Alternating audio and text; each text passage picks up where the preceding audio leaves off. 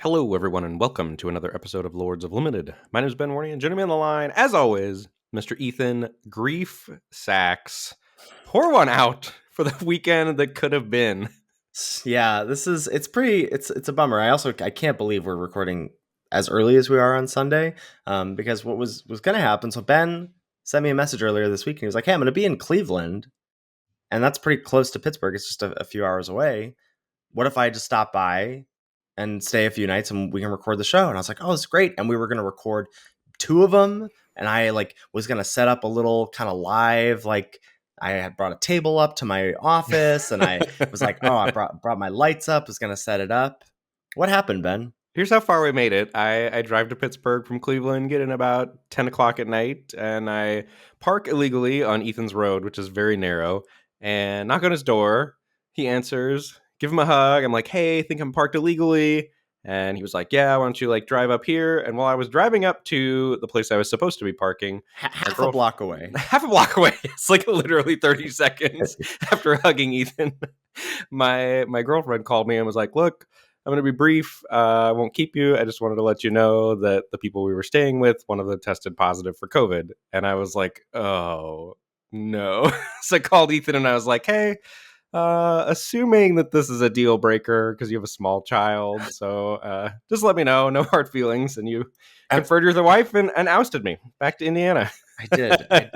Well, I did offer you a vacant house to stay in for the night, but you're a monster and powered through the 7-hour drive right back home. Oh, easy peasy. Just got back in at 5 a.m. But no, yeah, seriously, I think it was the right decision to make, I think. Yeah, I mean, I would have, I texted you, but I said, I would have said YOLO if we weren't, we're about to go for 4th of July to stay in a house with, 5 other families, and then it's just such a small window to know are we exposing ourselves, and then are you exposing them? Yeah. So if that wasn't happening, I'd be like, whatever, we'll figure it out. But just a bad beat, though. That's the kind of thing that Magic, I have no problem handling. I know that kind of a beat. I'm more tilted about it than you are, and you were more punished by it. Yeah, that's for sure. I mean, I'm tilted. Don't get me wrong. I was definitely looking forward to hanging, doing some recording, doing some streaming, and just generally chillaxing. But I mean, out of our control. Out of our control, for sure. Yeah. Well, I'm glad you're back home. I'm glad you got to sleep in your own bed, and I'm glad that we have some Pro Tour drafts to review. Some juicy Pro Tour drafts to review. Juicy ones, especially the first one off the back of our conversation about pivoting last week. I just thought it's it highlights a lot of points, I think, well, and I think some not so well, in my opinion. My lonely pleb non-Pro Tour participating opinion. Have to underline that. And just a pretty wild weekend of coverage. I don't know how much because you were traveling so much, I don't know how much you got to tune into. I know you watched the drafts, but I skimmed through the draft rounds. Some of them were a snooze, especially the day 2 rounds. It just felt like a pillow fight because the decks didn't quite get there. Mm-hmm. The day 1 draft decks, I think, were pretty good. It felt like the packs were powerful and people in the pod cooperated well. The day 2 draft decks were a slog. I also wonder what the distribution of time was. So what it's been 3 weeks, maybe a bit more if you were practicing on cockatrice or something, but Modern has really taken an upheaval with this set as well. So you're trying to mess with an eternal format for the Pro Tour as well as trying to learn this limited format. Well, not eternal, right? Didn't all of the constructed decks just get slayed by MH3 cards? Weren't there old archetypes? I mean, not eternal. We're basically rotating when a new Modern Horizons set comes out. Block constructed. Sorry, yeah, never mind. I guess that's what it is. Yeah, and we are officially living in Nadu summer. Did you watch any of this deck in action? I've watched none of the deck in action, but you combo off with Shuko, right? And then there's Nantuko is in it also. Yep. And you just put a bunch of creatures on the board, move the Shuko around, and you find your deck, and then you Thassa's Oracle. Yeah. I mean, I'm in tune with what happens via Twitter. You get it. Yeah, you know what's happening. Yeah, it is not. I've not seen it in action. It's extremely. I mean, Twitch chat, of course, was having a field day complaining. It is not the most fun thing to watch happen. I can't imagine commentating that and Ruby Storm. Yeah, and they didn't. I mean, apparently Ruby Storm was a bad choice for the weekend, had a 35% win rate or whatever, but I don't think it showed up on camera. I don't think they put really? It on. I don't know. I never saw it. I didn't watch all the rounds, obviously, so maybe it showed up at one point, but Yeah, anyway. So we're going to be focusing not on Nadu, though I forget.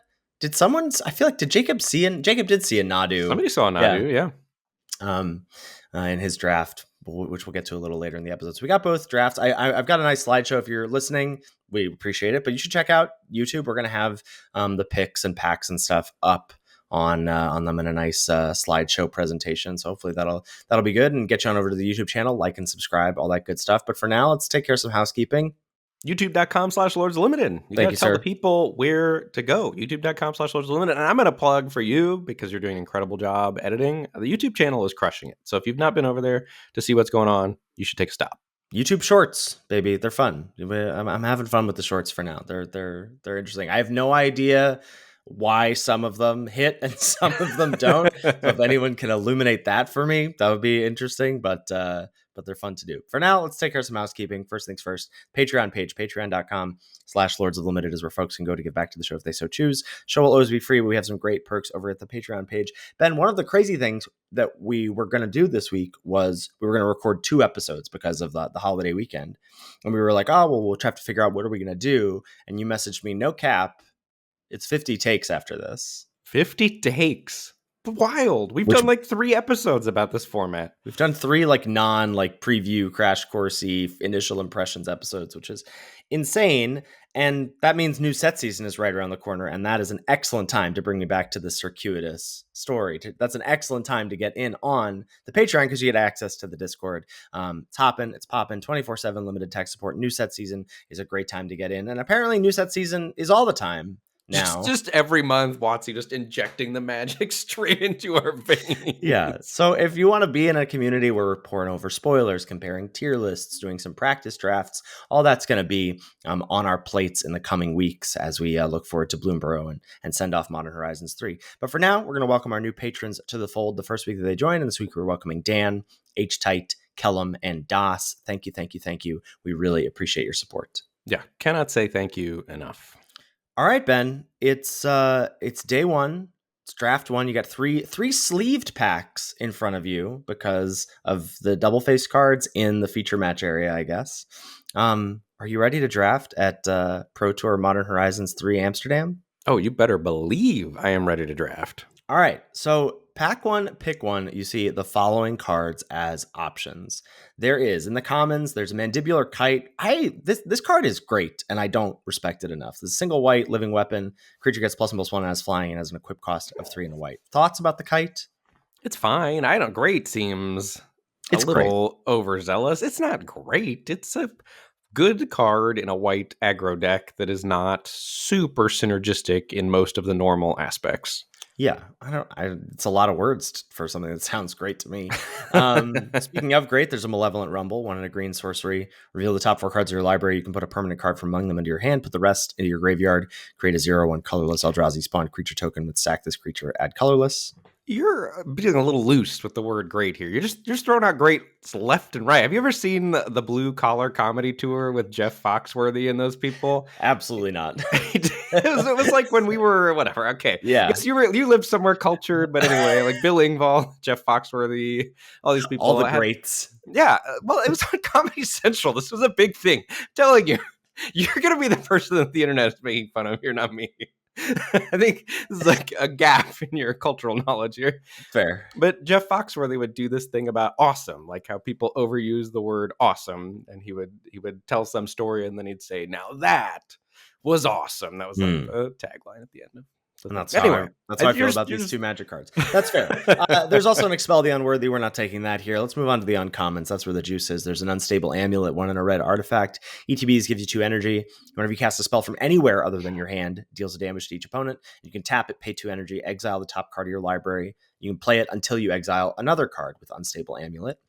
There's a Voltstorm Angel, the 3 white 4/4 flyer, comes in with 3 energy.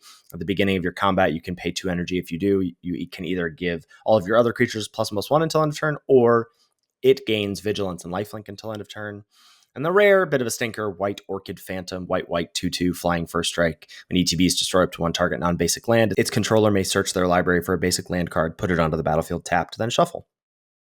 Yeah, I think if I were looking at this pack, me sitting down at the PT, I would be thrilled because I would want a reason to draft energy and a reason to not draft Eldrazi, and I would Mm-hmm. be snapping up that unstable amulet and feeling great about that start to a draft. Like a red energy card that's that powerful, that's my dream start, unless I'm getting some crazy bomb or something. So I feel like I haven't had a chance to play with Amulet much myself.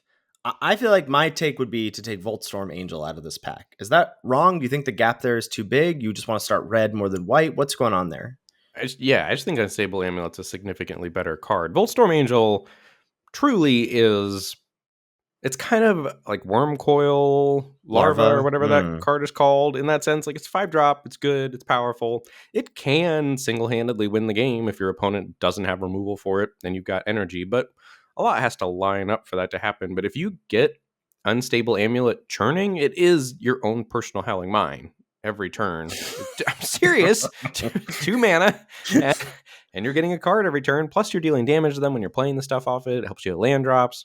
The energy deck just wants to make the energy go burr, as the kids say, and Unstable Amulet does that. Okay, yeah. Well, lucky for you, the former PT champ Yoshihiko Ikawa agreed, and that is what he selected here. And we're going to move on to pack 1, pick 2, where you see the following cards. In the commons, there's an Inspired Inventor if you want to keep playing in the energy space, 2 and a white, 2/2. ETBs, choose 1, you get 3 energy. You put a counter on a creature, you can make a servo. There's a Sneaky Snacker, not that we're going to take it here, but just something to you want to clock those, as we said last week. Looking at the uncommons, there's a Deep Analysis, 3 and a blue. Target player draws 2 cards. Flashback, 1 and a blue. Pay 3 life. Reiterating Bolt, 1 and a red sorcery. Replicate, pay 3 energy. Deals 3 damage to target creature or planeswalker. And a Propagator Drone, reason to draft Eldrazi maybe. 1 and a green, 2/2.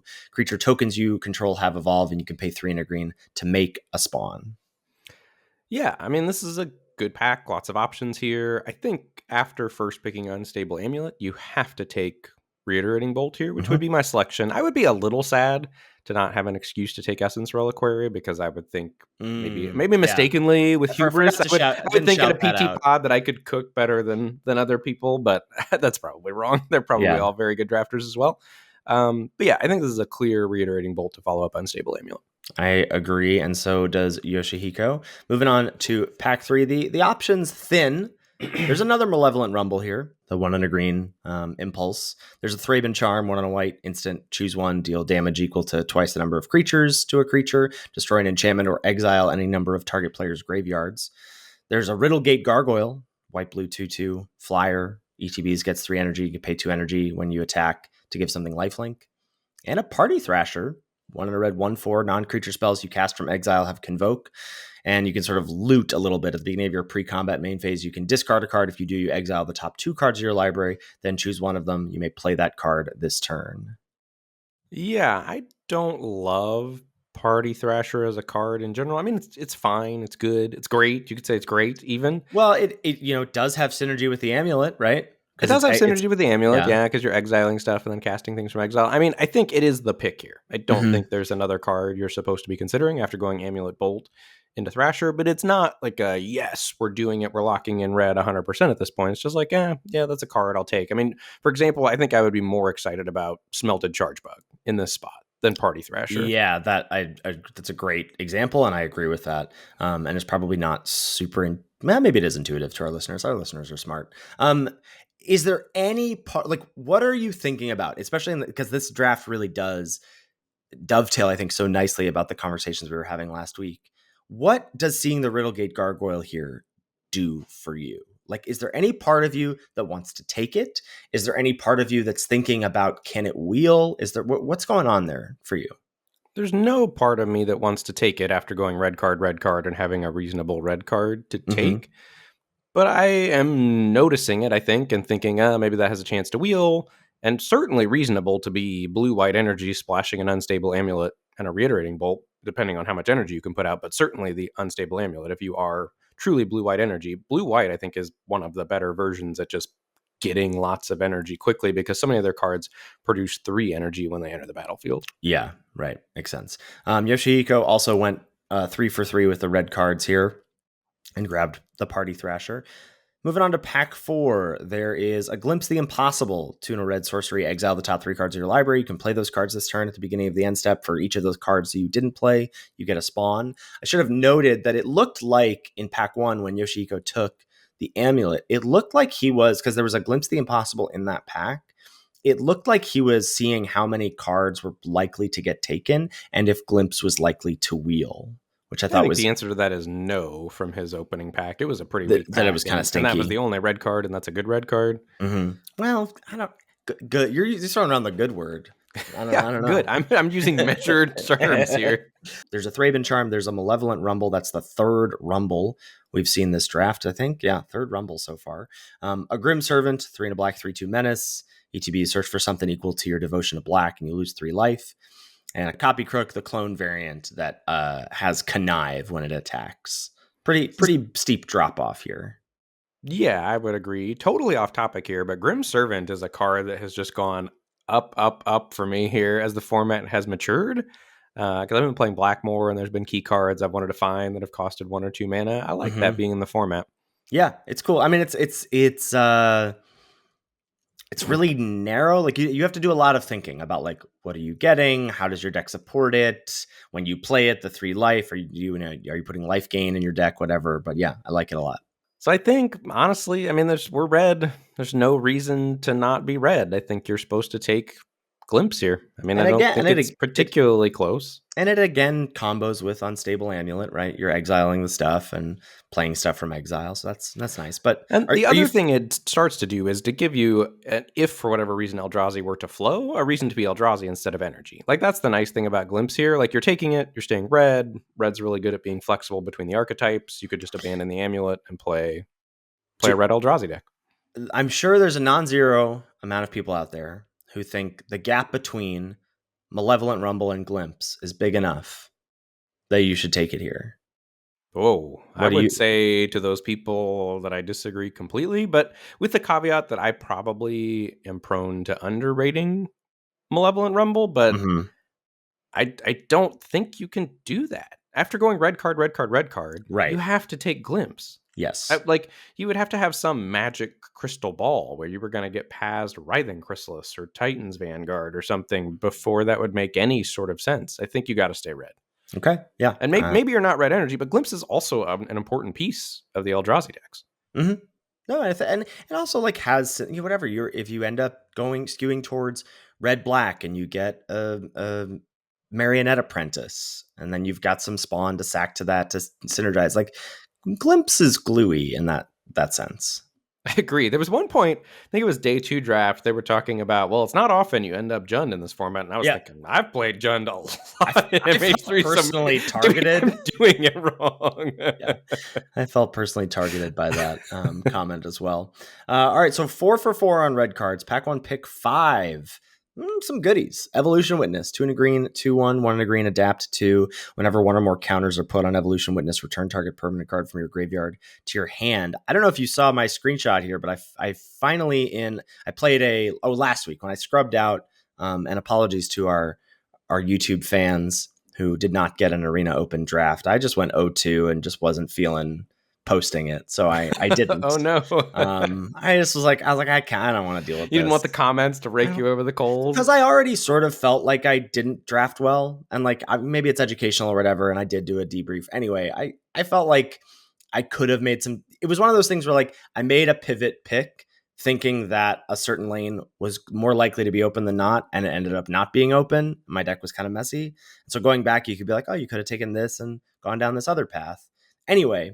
So then later that day, to sort of, I don't know, heal my wounds, I joined a sealed event on Magic Online. I went 4-2 in that, so got to feel good about that. And I got to finally live the Evolution Witness plus Nesting Grounds dream. Tell me about it. I mean, it's just gnarly. Like I just got to play. I had a turn where I played Evolution Witness, adapted it, got back a territory color, moved a counter from something onto Witness, got back my other territory color.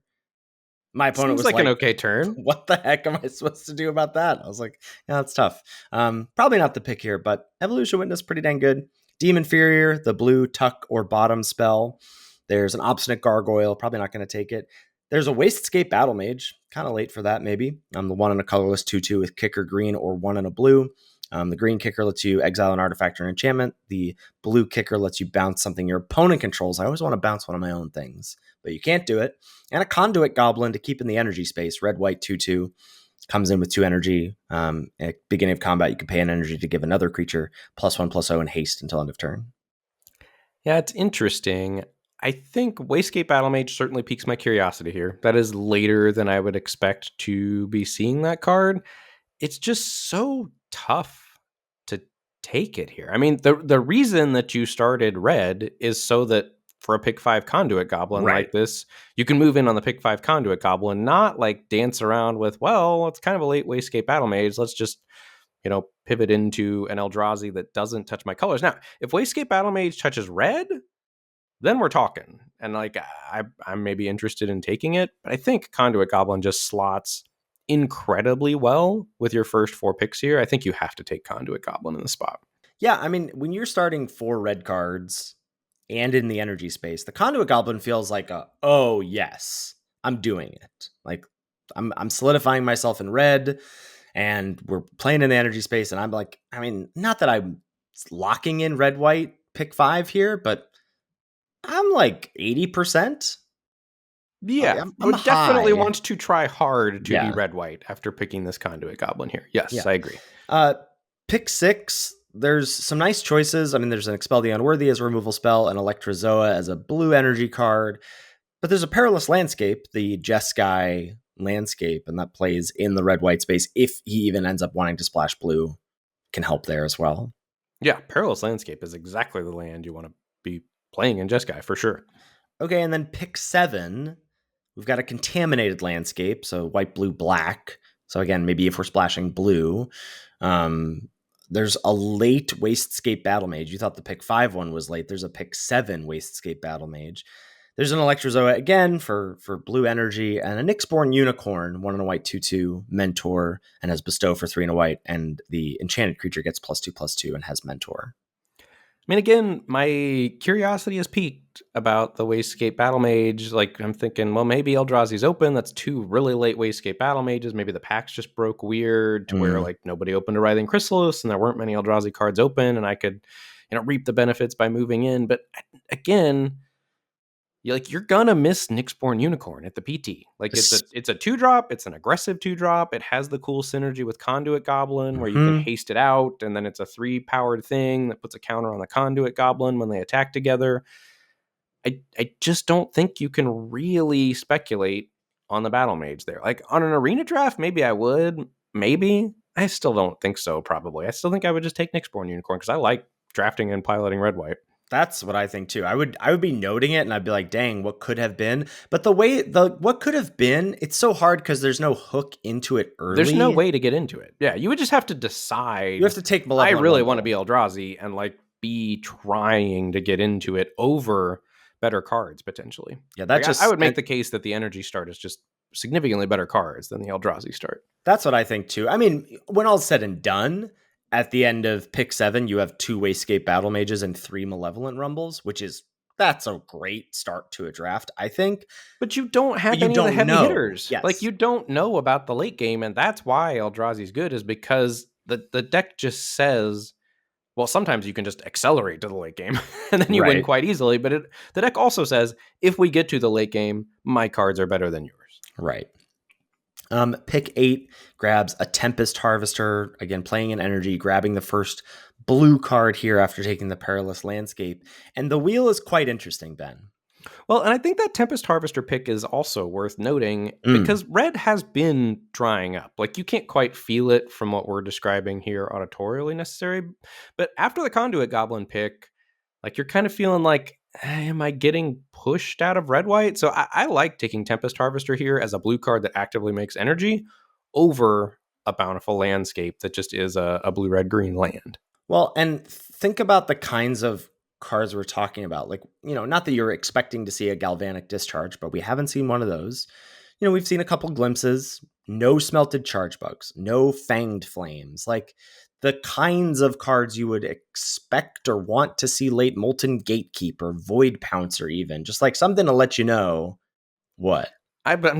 You're naming an awful lot of commons here that you'd expect to see for somebody who's on the commons don't matter and limited anymore train. They don't matter, but and if you're not seeing them, it's a little dangerous. That's my point.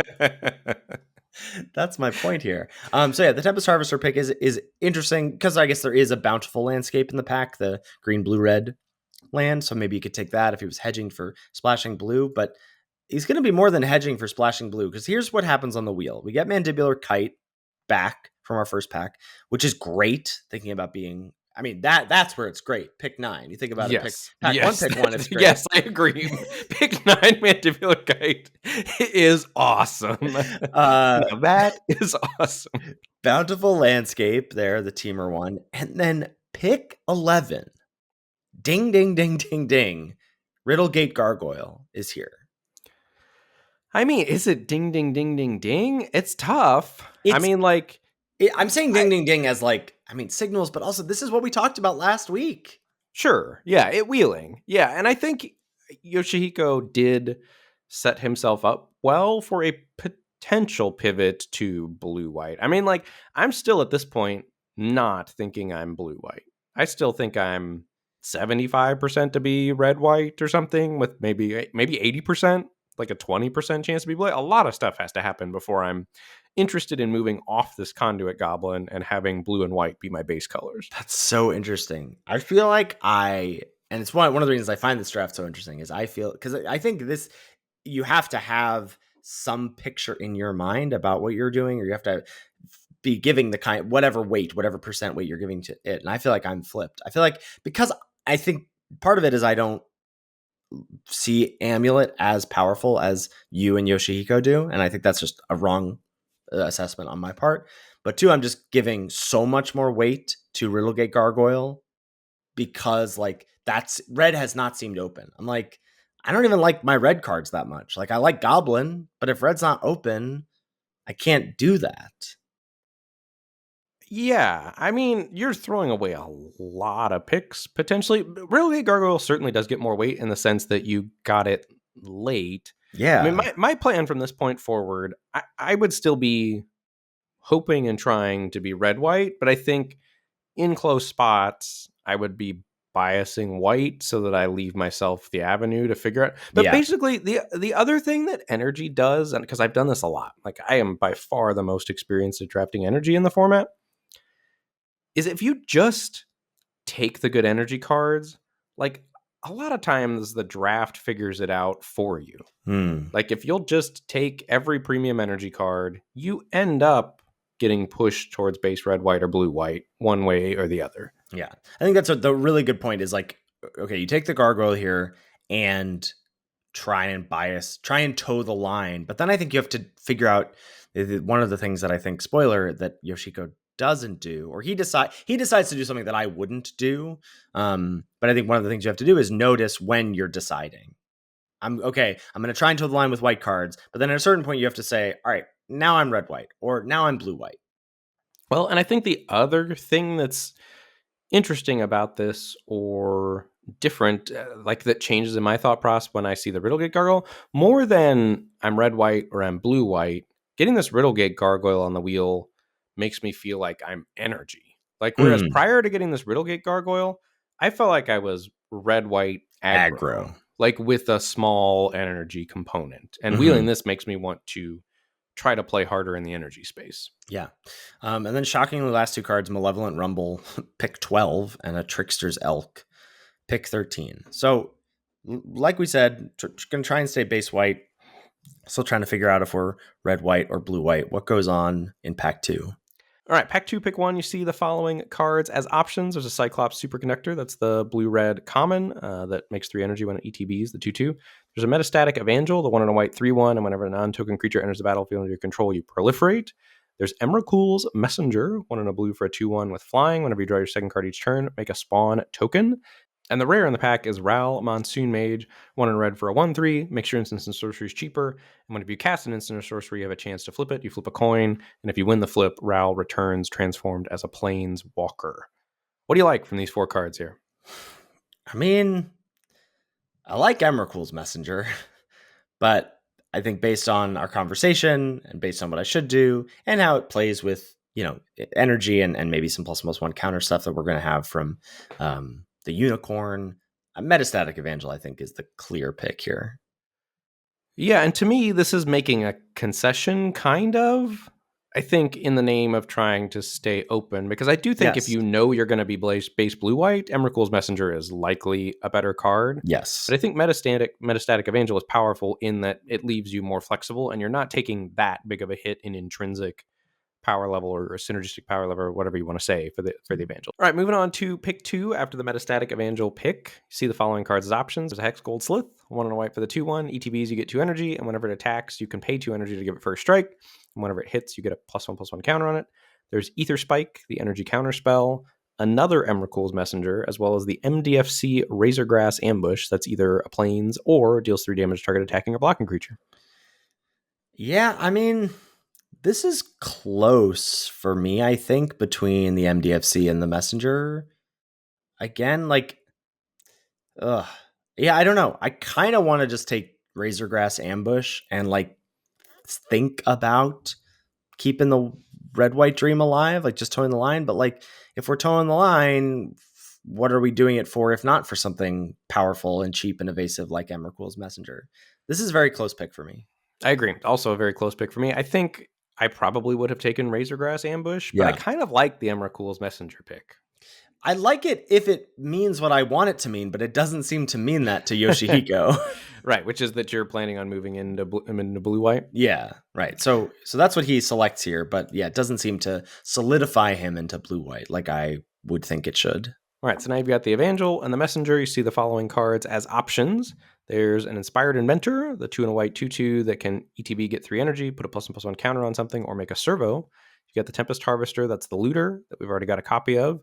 There's Solar Transformer, 2 mana for the artifact. ETB's tapped and you get 3 energy when it ETBs. And then there's Amphibian Downpour, 2 and a blue for the Flash Aura with Storm, enchant creature. Enchanted creature loses all abilities and is a blue frog creature with base power and toughness 1/1. Do you like that card? No, but it's always good when it's cast against me. And I think it's probably just better than I am rating it. I think it is. I think I probably have the wrong eval of it. I have not cast it yet, but it's been cast against me several times. Yeah. And every time I'm cursing the heavens. Yeah, I've seen it raining frogs. I've seen it do work, but I've also seen it do nothing. To get cast on something, I'm like, cool, still put counters on it. It's still attacking. We're good. This is another really hard pick for me, I think. Interesting. Between what and what? Well, between Transformer and Inventor for me. And it's because how I'm thinking of this draft right now, and especially having taken the Messenger, I don't really want to end up splashing. And I know he can, right? Because he's got some good things to splash. Really the amulet, I guess, but I don't even if you're going to be blue-white, you want to get the game done. If you're going to be blue-white with Emrakul's Messenger and Riddlegate Gargoyle, you don't want to splash Unstable Amulet. You just want to get the game. Look, I know you're making faces at me. I'm just saying what I want to do when I'm drafting blue-white at the PT or whatever with what I think I would expect. This you don't have power in this draft yet, to be clear. You have the possibility to run people over, and that's what I want to capitalize on. And I just feel like Inventor, it's going to play well with some energy stuff if I want to do that. It's going to put a counter on something, which plays well with the Evangel. I just feel and I know my own tendencies, and I feel like Transformer is going to make me draft a worse deck than if I take Inventor here. And I love Transformer, and I would pack one, pick one it a lot because I think it leads pack one, pick one. You always take Transformer over Inventor. Always. Yeah, but here I just feel like I just think Transformer is going to lead you to a worse deck in this seat. That's fair. I picking up what you're putting down, or I got a new saying from a friend of mine. I'm smelling what you're stepping in. Okay, a little Midwest saying there for you. Okay. But yeah, I can see what you're saying there, and that makes sense to me. I think my personal feeling is that there's no world if I'm blue-white energy where I'm not splashing at least Unstable Amulet and Reiterating Bolt. I think both those cards are just nuts in an energy deck. You're saying no power? I think those are both extraordinarily powerful in an energy deck. Oh, I cannot co-sign reiterating Bolt being extremely powerful. Then you've clearly never replicated it for like 3 or 4 times. I have not. I've only replicated it once in my life. I have replicated it for multiples quite often. I gotta bump my energy numbers up, I guess. You gotta get that. You gotta get that power level. So you're on Transformer here, yeah? I'm on Transformer here, but I like the case you made for Inventor. Like, you're kind of selling me on Inventor. Yeah, that's where I'd be at. But Yoshihiko took Transformer, and I think it's totally defensible. I guess one of the things I would say is if you go Evangel, no, that's so interesting. If you go Evangel into Ambush, I still want to take Inventor because I just want to be white-red or white-blue. I don't want to get and the Inventor plays really well with the Evangel and also toes the line between red-white and blue-white. I think you're making a great case for the Inventor. I'm kind of sold. All right, moving on to Pack 2, Pick 4. See the following cards as options. There's a Contaminated Landscape, the Esper Sackland, a Solstice Zealot, 2 and a white for the 2/3. When ETBs, you get 2 energy, and you can pay an energy to tap a creature, as well as Utter Insignificance, card that has gone way up for me the past week and a half or so, basically since the arena opened. So I guess that's a week, right? Didn't realize how it plays with Essence Reliquary. Oh, I got to do baby, that. That's juicy. Build your 1 and a blue for the flash aura, make something a 1/1, and you can pay 2 and a colorless to exile the enchanted creature. Right. So what you get to do if you haven't done this combo, you can pay the activation for Utter Insignificance. Make sure you're holding full control or whatever. Pay the activation to exile the creature with that ability on the stack. Pick up Utter Insignificance with Essence Reliquary. The creature is exiled, and then you can rinse and repeat that next turn. This is a pretty clear Solstice Zealot, I would think. Yeah, I agree. Pretty clear Solstice Zealot, but also, like, you've seen no red cards. Yeah, how is that possible? You didn't pass any red cards. You passed no red. Very curious as to what's up. Maybe somebody just was build it and they will come Writhing Chrysalis, and they got the Writhing Chrysalis and moved in. Who knows? Yeah, I don't know. Very curious. And maybe the packs just broke. Kind of weird, but very odd that you're seeing no red. And at this point, like, I'm probably, now it's shifted to like 60-70% to be blue-white base in my mind based on what we've seen. All right, pick 5. You move on and you see the following cards as options. There's a Wing It, the +2/+2 combat trick, and put a flying counter on the creature. There's Cyclops Superconductor, that's the blue-red energy card, the 2/2 that makes 3 energy, as well as a Petrifying Meddler. This is 4 and a blue for the 3/5, 4/5. God, that card's a beater. Yeah. And has reach, and when it ETBs, you tap something down and put a stun counter on it. Yeah, I mean, I would just take Meddler here and move on with my blue-white aggro life. And I think this pick illuminates, I think, what Yoshihiko is trying to do, which is just Jeskai Soup. And also, like, I think leads him down a less good path, and he takes the Superconductor. Takes the Superconductor here. I would have also taken Petrifying Meddler, and I remember thinking I would have taken Petrifying Meddler, and that's the point where I would have locked in blue-white base when I took the Petrifying Meddler here. And then I remember thinking when I saw the next pack, I was like, okay, I guess I'm unlocking my decision. Yep. Because pack 2, pick 6, you see a pack with Void Pouncer, Ether Spike, and a Conduit Goblin. And you have to take the Conduit Goblin in that spot. Yeah. You do. You cannot take Ether Spike over Conduit Goblin here because you've still got outs to be red-white. You do, and you especially have outs to be red-white when you see Galvanic Discharge. Oh my pick lord. 7, which doesn't make any sense to me. No, makes zero sense. Maybe the packs just broke really weird. Yeah. And so then where does the pendulum swing back for you? But the pendulums now you're just soup. You're like, especially if you've taken Transformer, I think at this point you're just like, whatever. I'll take an energy. Right? Like, what else are you supposed to do? Chef's choice. Please serve me anything you feel like. Yeah. Yeah, it's tough. I think at this point you know your energy and you're trying to figure out whether you're base red-white or base blue-white, but you're likely splashing. But it's weird because you really should not end up with Conduit Goblin and Riddlegate Gargoyle in the same deck. Ideally. I agree. Even if you're splashing. But so the pendulum swung back, and then pack 2, pick 8, you see Riddlegate Gargoyle just like getting pulled this way, pulled that way, yanked around. And I think you got to take Riddlegate Gargoyle there over Pinnacle Monk, which is an MDFC, the red MDFC that lets you pick up an instant or a sorcery. when are you? But so if you're doing that, you are just deciding to put Gargoyle and Goblin in the same deck. I disagree because Are you we gonna talked about make this playable? draft. Yeah, you can make playables easy.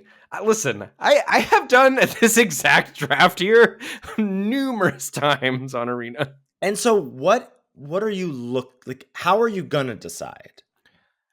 In pack 3, when you get a signal to go one way or the other, and eventually I cannot wait to see to see what might say the signal is. because pack 3 pick 1 is one of the wildest packs I've ever seen.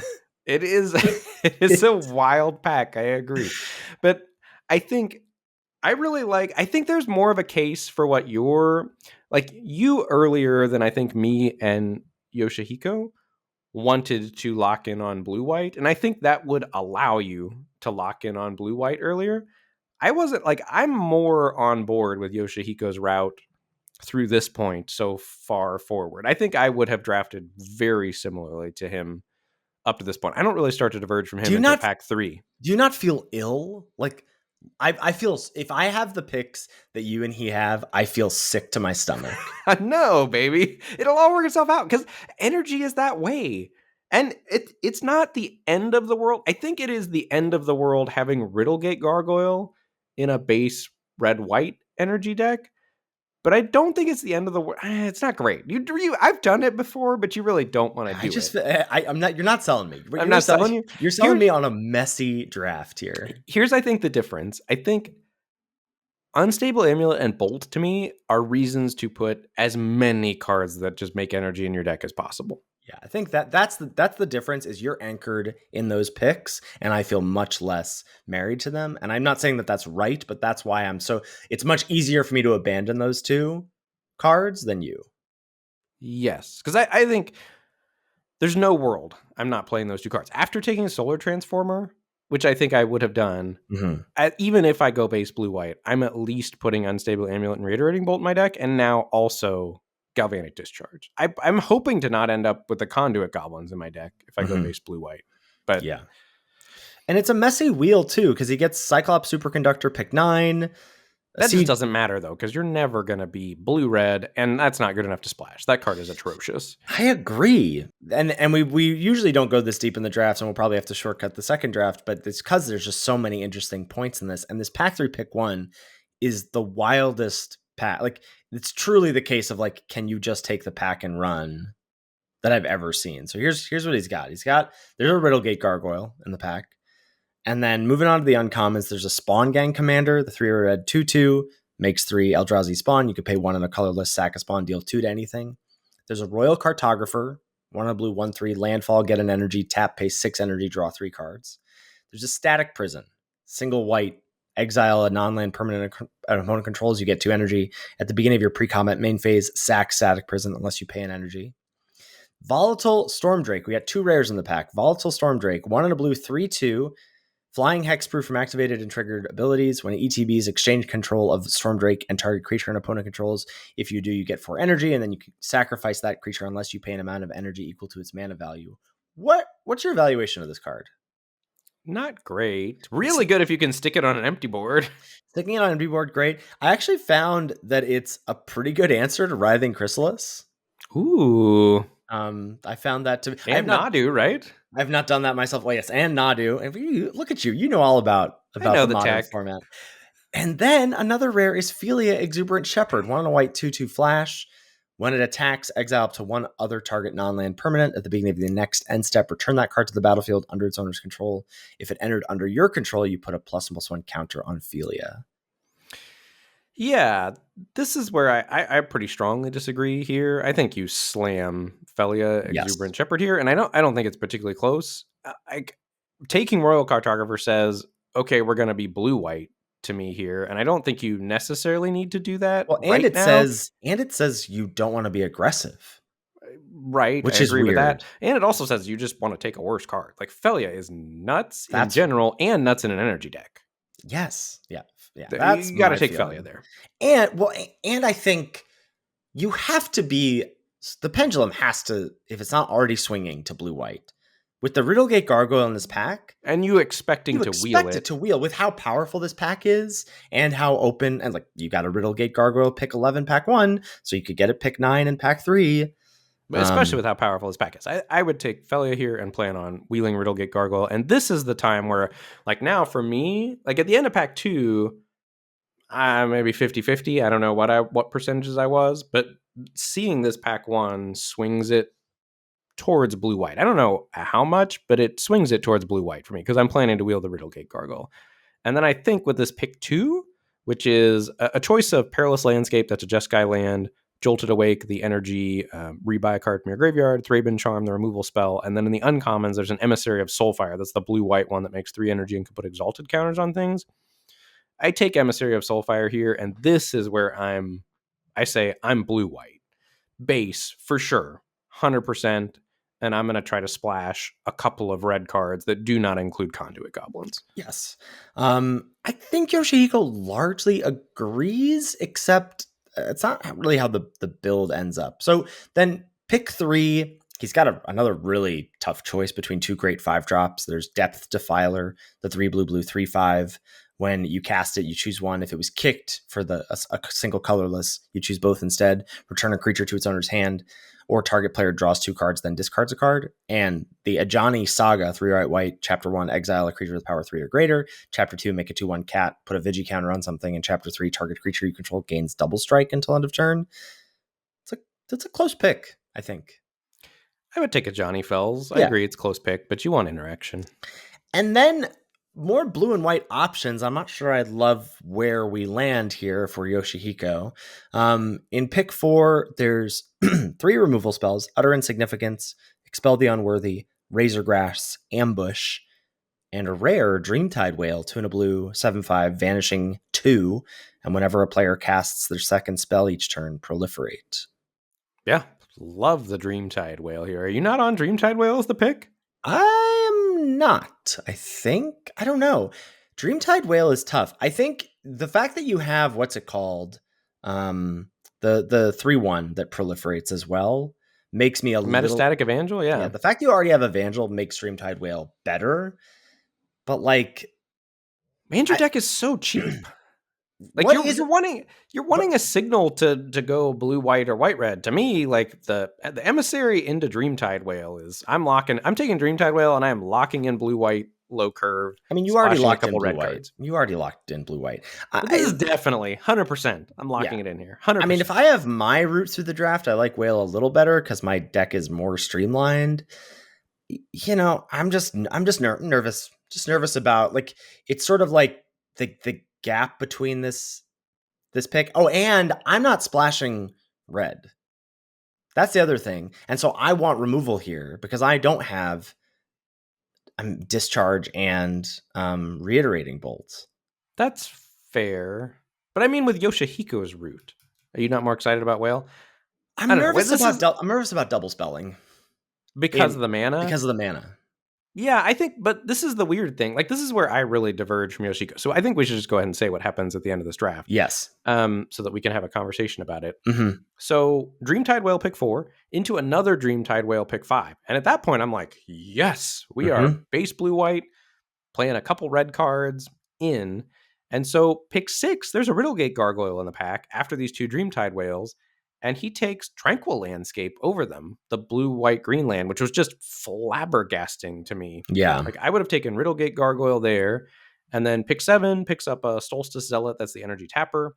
Pick 8 takes a Sheltering Landscape, the red-white-green land, over a Tune the Narrative. Yeah. Which was also crazy to me. I would have taken Tune the Narrative there.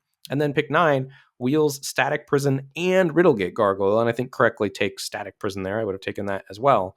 But then ends up splashing way more red cards than I would have. But he put himself in a spot where he had to do that because he took by taking those lands over the blue-white cards late in pack 3, which was just really odd to me. So he does that on the spot where like 2 Riddlegate Gargoyles, 2 Conduit Goblins, base blue-white. He's playing Glimpse. Like, the final build does not look great to me. I mean, it's got, if the mana works out, it could be explosive, but the mana is so dicey.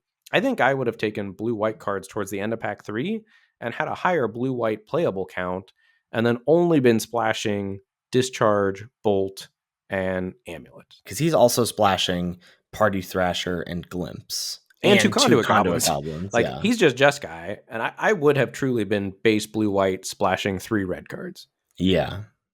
Yeah, it's not... My problem with this deck is, like, I just don't want to, like, there's not...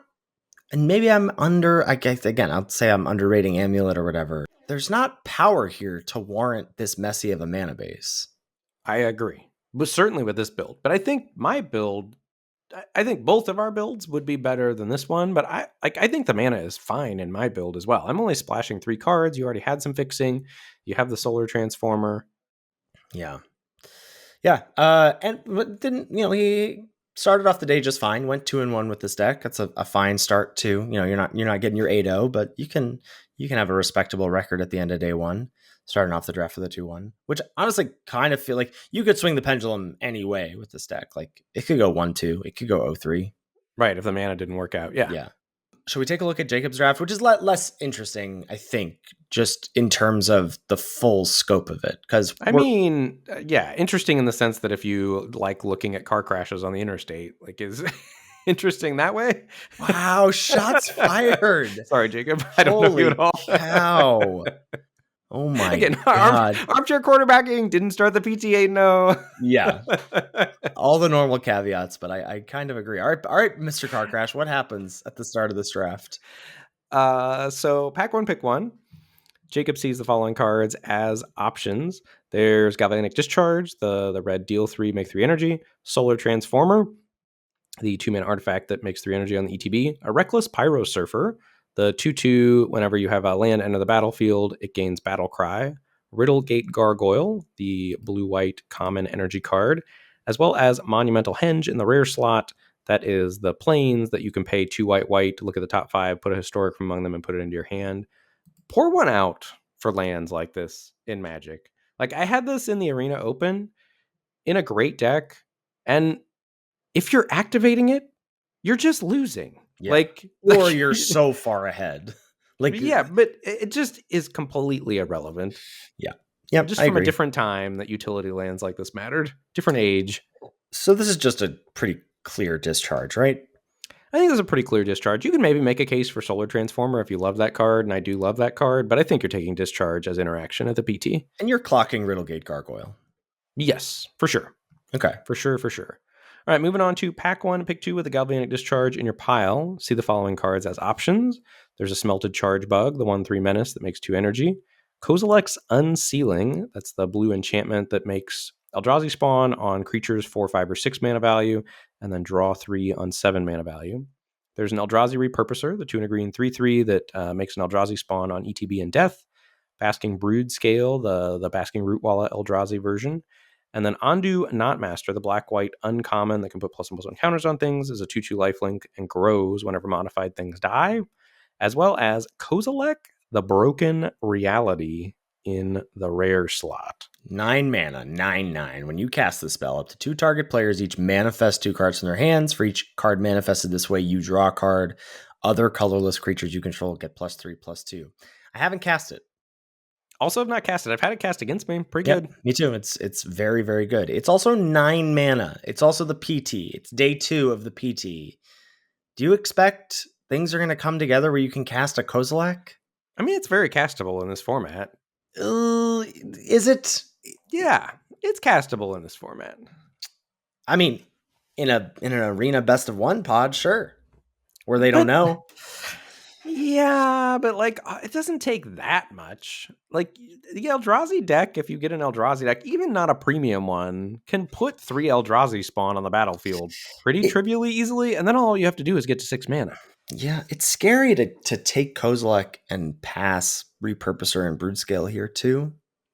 I agree with that, but like, what else are you taking? Yeah. To me, this choice is between Charge Bug, Smelted Charge Bug and Kozilek, the Broken Reality.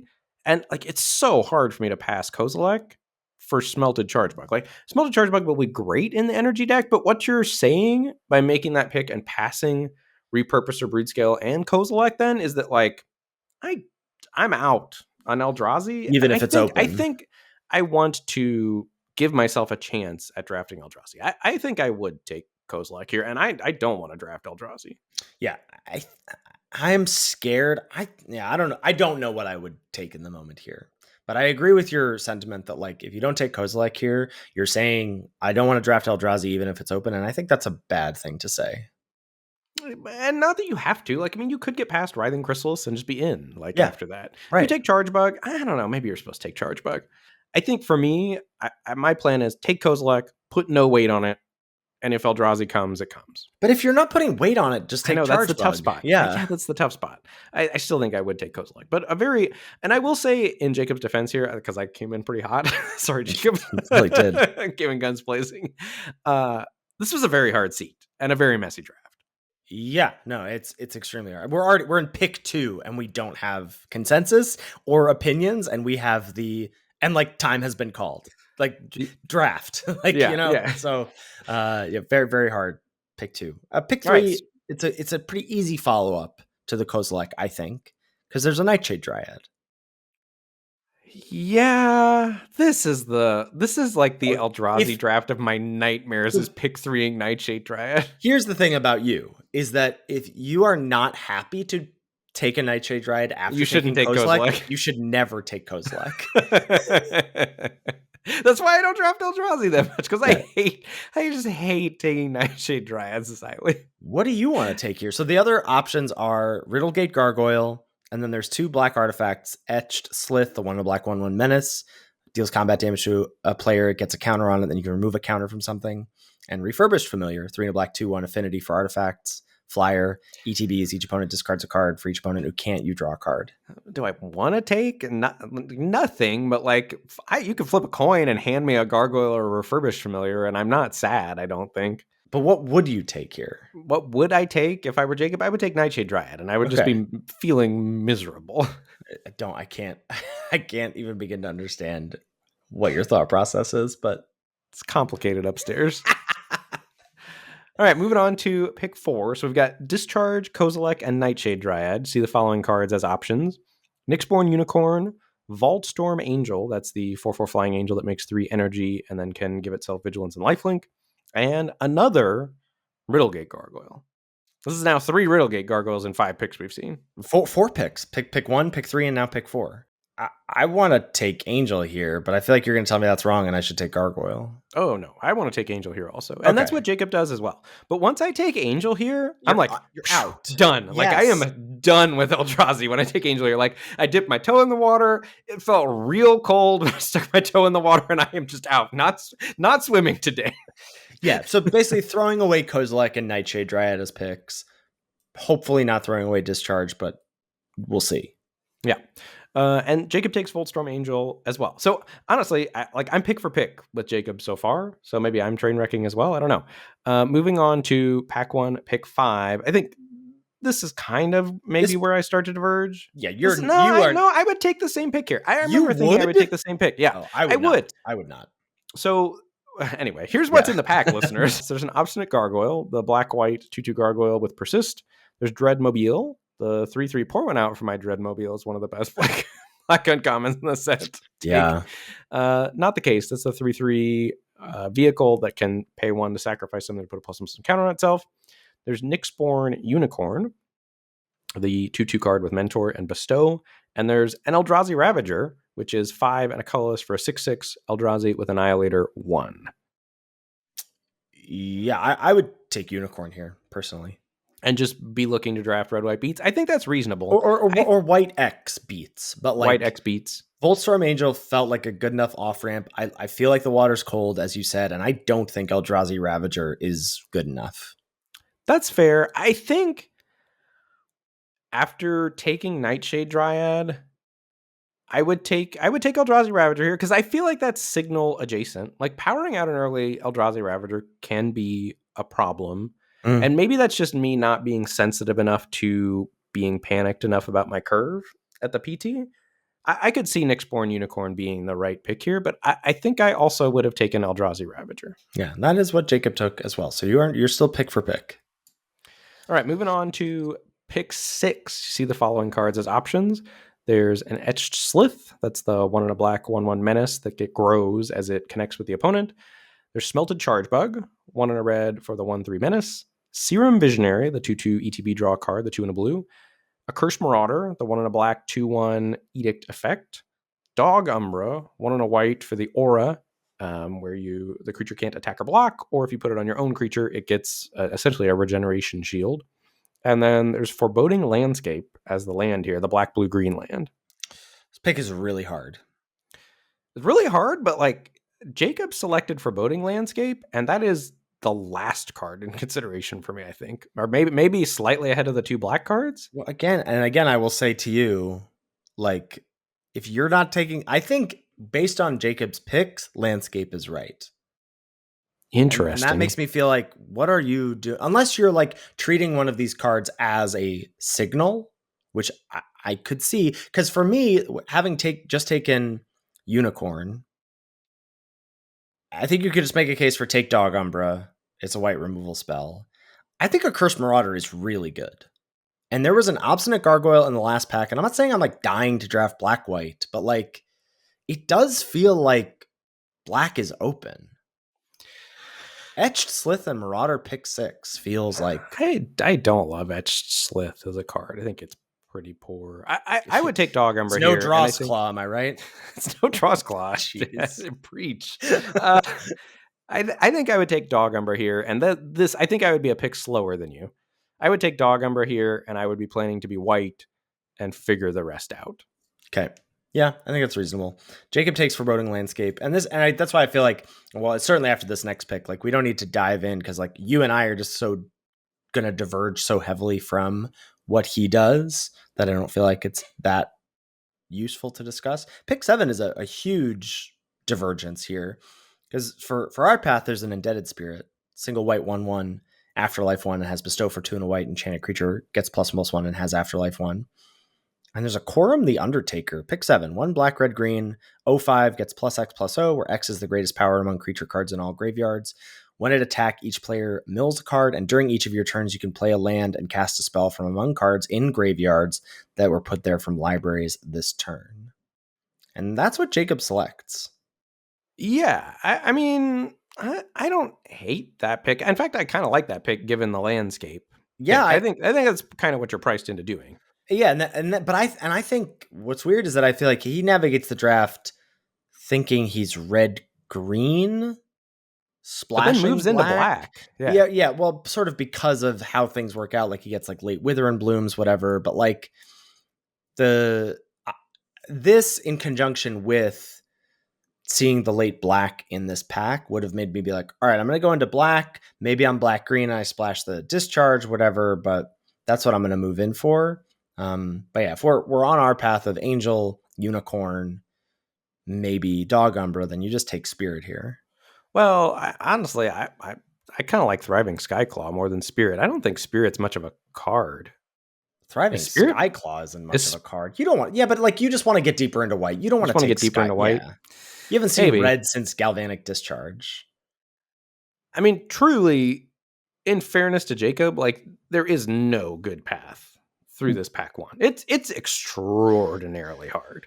It's extraordinarily hard. So and sorry, Jacob. I take it back. I think there are 2 paths. One is his path, which is messy, a sort of build it and they will come. Like I've got power. Hopefully I can support that power with a functional curve and good mana and whatever. And then there's the path of that's I think a higher floor but a lower ceiling, which is after Voltstorm Angel, you're just taking white cards. Yeah, that's fair. I think the other thing that I would have done differently than Jacob, after taking Quorum here, pick 8, there's a Snapping Voidcraw, which is signal adjacent to me, certainly at that point in the Eldrazi space. And I'm not married to Quorum the Undertaker. Like if I'm Jacob here, I'm still flailing around for a direction. And I think Voidcraw is signally enough. It's going to help you cast Kozilek. Like rather than take red, white, green landscape, which is what Jacob does, pick 8. I think I would take Snapping Voidcraw, and then you also wheel that Kozilek's Unsealing from your pack 1, pick 9, which, again, not necessarily insane, but to me, seeing those 2 cards, pick 8 into pick 9, gives you more of a direction. And then I think you do really have a shot to get into base blue-green Eldrazi the rest of the draft if you make those picks. Jacob doesn't, so it's very tough to have an on-ramp after that. But I do think that's another way to get a more clear direction at the end of pack 1 if you start with Jacob's first 7 picks the same. Yeah. Yeah. I'm just looking at the wheel here for Jacob's draft, and it's just so abysmal and comparing it to Yoshihiko. Like, Yoshihiko got Mandibular Kite, a Teamer Landscape, Riddlegate Gargoyle, Malevolent Rumble. Jacob's looking at, like, Scurrilous Sentry, the 2/3 Connive. The packs were just better. That's what I mean when I say, like, when I watched the day 2 draft decks play out, it was just so, they weren't, the day 1 decks were much closer to prototypical draft decks. Right. The day 2 decks were just scrappier. Yeah, these packs were certainly in this pod seemed extremely weak. And sort of how he navigates it is then starts pack 2 with a Titan's Vanguard, the red-green uncommon, and a Galvanic Discharge, and then takes a lot of lands, sets himself up. Like, I was like, is this dude gonna make playables with how many landscapes he's taken? Like, I think he had 6 by the end of pack 2. He did make playables fine and had a functional mana base and had a functional deck at the end of it. I mean, it was just a very hard seat. Very hard seat. And the wild thing was he ended up 1-2 at the end of this draft, I think. I'm pretty sure about that. But I watched the rounds and he almost won round 2. Like, he could have been in the finals with this deck. Yeah. No, for sure. If things break a different way for him in the matches. He's got, triple Wither and Bloom, I think, at the end of it. He had double Galvanic Discharge, or maybe it was double. Quest for the Necropolis. Can I ask you about this card? The single black? You can. I've never seen it on the battlefield, so I have nothing to contribute to the discussion on my side or my opponents. I really like this card, but I feel like... Isn't it a one-shot reanimate that you have to work for? You don't have to work for it. I mean... So it's waiting around for 6 turns is work in my book. Nah, but it's such low opportunity cost because you just drop it on 1 or whatever, like slots in along the curve at some point, and then if it's cheap, it's great, and if it's not, whatever. Like, you have to have the stuff worth like reanimating, but like he does. But isn't Victimize just way better than Quest for the Necropolis? Maybe. Well, I don't know. I didn't ask you about Victimize. Okay. I was up front. I have nothing to contribute. I'm sorry. Bad podcast co-hosting. It's fine. You teed me up and I whiffed. It's fine. It's not like he ended up with, I think, 2 of them pretty late. I'm not even sure if he ran either of them. Yeah. So bummer for Jacob. I mean, truly just like such a bummer he started 8-0 at the PT, and then day 2 did not break his way. And I think this draft was extremely tough. Yes, very hard. I'm feeling even more guilty. I'm so sorry, Jacob. I was doing the sports talk host thing. Anything else to say about these drafts, this format, before we say goodbye to it next week? I'm mixed on it, and I think it's because I played a lot of Sealed. This Sealed in this format is winning the Eldrazi sweepstakes or winning a Streamlined Archetype sweepstakes. I don't even think Streamlined Archetype I think it's just like you check, like, can I do Teamer? And if no, goodbye. Like, it feels it's the Writhing Chrysalis sweepstakes, as you said during the Arena Open, and that's it. I mean, if you're playing best of 1 Sealed, God bless. But even best of 3, and I've done that a lot. I was prepping for that RCQ. I played in that RCQ. I've done a handful of events on Magic Online. Like, Sealed for this format is really bad, I think, and again, it brings me back to Sealed in general. I think just has to die, and it never will. But it's cooled me on this format a lot. I feel bad because our takes have been so measured about Writhing Chrysalis, but Sealed really makes me feel like, man. Yeah, it's really bad for that card can go eat rocks. I agree with that assessment. I mean, overall though, this format has been fantastic. I will be sad to see it go. Excited to start a new format, but I wish we had another month with this format. I know, maybe not another month, maybe 3 weeks. I mean, you kind of do. Like, we're not going to actually start playing with Bloomburrow first. Yeah, but my motivation to like really play, like, once the content creation is done, I just start derping around and I lose all the time. And when I lose all the time, I lose my motivation to play. That's my cycle. I like try really hard while we're trying to figure out the format for the podcast, and then I mess around and I lose because I'm messing around, and then I'm like, I don't want to play. Essence Reliquary Stonks about to go up.